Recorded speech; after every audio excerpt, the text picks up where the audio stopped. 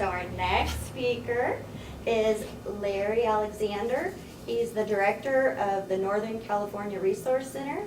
And Larry, come on up and tell us what you got going. Well, thank you for the invite, and really appreciate everything that Focus is doing and trying to do. It sounds really exciting. I was born and raised in Scott Valley, and went to high school here, the old Fort Jones High School, way back when. Went away to college, went on a 2-year job in corporate world, and traveled all over the world, did all that sort of thing. And then in the late 80s, I moved back here to Scott Valley and dusted off my degree. I'm a biologist, hydrologist, and I've had many years of wildfire experience and prevention. And we now have the REC that's owned by Northern California Resource Center, and I'll try to weave it all together for you. But Northern California Resource Center is a private nonprofit corporation, and we own the facility, and so the overall property is called the REC Resource and Event Center. And so it houses several things. The resources available are through the Northern California Resource Center, which is our core business, and it's housed there at the REC, our corporate offices. Northern California Resource Center was founded in 1995 here in Siskiyou County, and it began by a collaboration between the Klamath National Forest, STEP, and College of the Siskiyous and ourselves. And as a result of the Pacific Northwest Plan, we started the first and only displaced timber worker retraining program. It was one of the first programs in the Pacific Northwest at that time. So that started us, and so Northern California Resource Center, really, we do just about anything to do with natural resources, economic development, and arts and humanities. And we employ a full-time staff of about 15 people year-round, and then in the spring, summer, fall, we balloon up to 30 to 40 employees. Seasonal work, wildlife stuff, botany, timber harvest plans, hazardous fuels reduction, that sort of thing. And so just about anything natural resources. So also located at the Resource and Event Center is Relics at the Rec, which is an antique store. And it doesn't have to be antiques. It's anything interesting, curiosities. It's part of our economic development program. It's an all consignment store. And because there's very little places for people to bring in and buy or sell things like that in Siskiyou County. And we try to be very personable, and so that's worked out really well. The second thing that we house at the event center is a state-of-the-art music and film studio that we've had there for a long time. And there we do music recordings, music bands, music individuals, that sort of thing. And then we also do films, we do documentaries, we sponsor film festivals, and try to bring things into the community, more arts related things. As we know, COVID came along and kind of stymied a lot of things, but we've been doing a lot prior to that, so now we're just now starting to reinvigorate our programs. And one of the reasons I'm interested in being here is we all have a lot in common, like we've talked about, and we're really, really big on collaboration and doing things as a community. I remember when I was born and raised here, I really remembered how the sense of community at that time, what it was like. And when I moved back home, I was very grateful for that opportunity and how I was treated, and so we want to get back to that, and we want to get back to community. We'll probably never get it clear back to where it used to be, but back in that direction. And so we, Northern California Resources, we purchased the property we're at, which is right down by the Chevron station, same side of the road, just next door, that big brown building. And we purchased that a little over 15 years ago, and it's been in constant remodel since then.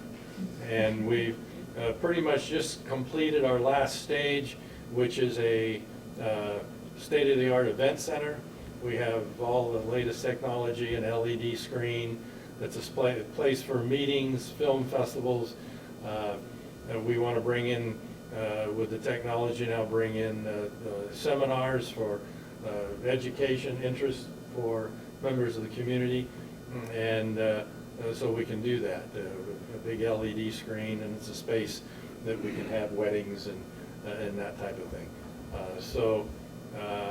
Our main mission, our mission statement is very simple. We help people. And the last 25 years, we've been, a big focus has been on fire prevention, fire protection.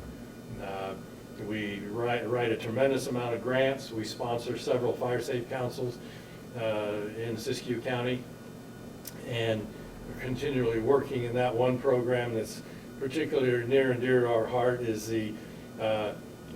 for disabled and elderly folks, helping them do their defensible space, because there's a lot of them own their own homes, fixed incomes, they can't afford to hire it done, or they aren't able to physically do it themselves.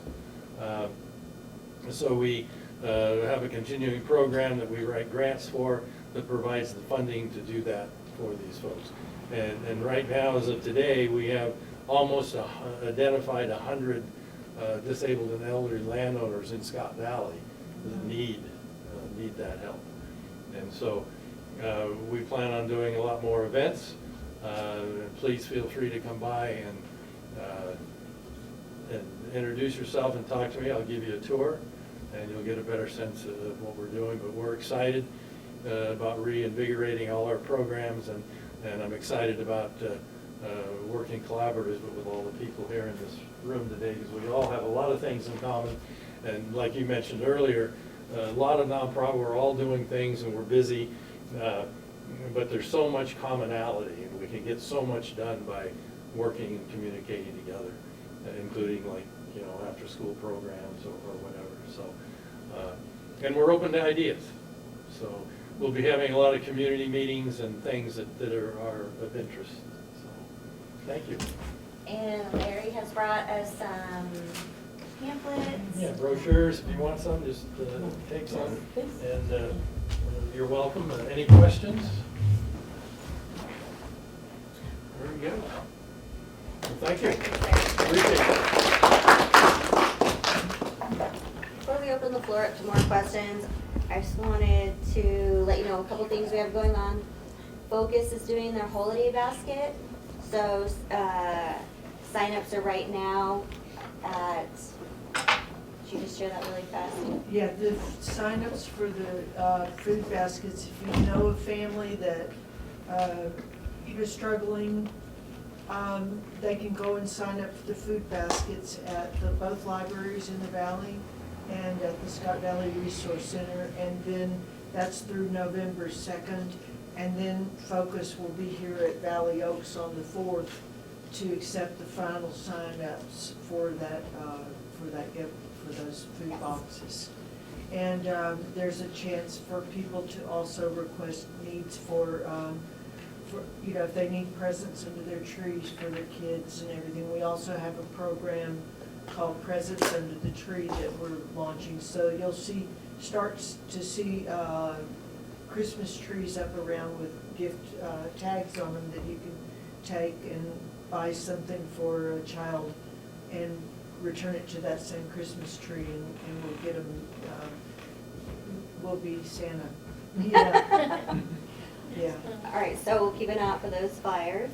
And then at the Resource Center, we have two workshops starting. One is Diabetes Impairment Education Program. This one starts Wednesday, and it's a 6-week program, so I put some flyers in the back if you know anybody that needs help with managing their diabetes or getting more information. And then the week after Halloween, we have a Living Long and Well program. It's for our senior aging community. It's a 3-workshop series. Each week, the attendees will get a $10 gas card. And if they attend all 3 sessions, they'll be entered into a drawing for a $100 Amazon gift card. So we have a flyer for that. If you want more information about the Resource Center, you want the phone number, there's some flyers back there on the back table. Does anybody have any questions for any of our speakers today or want more information?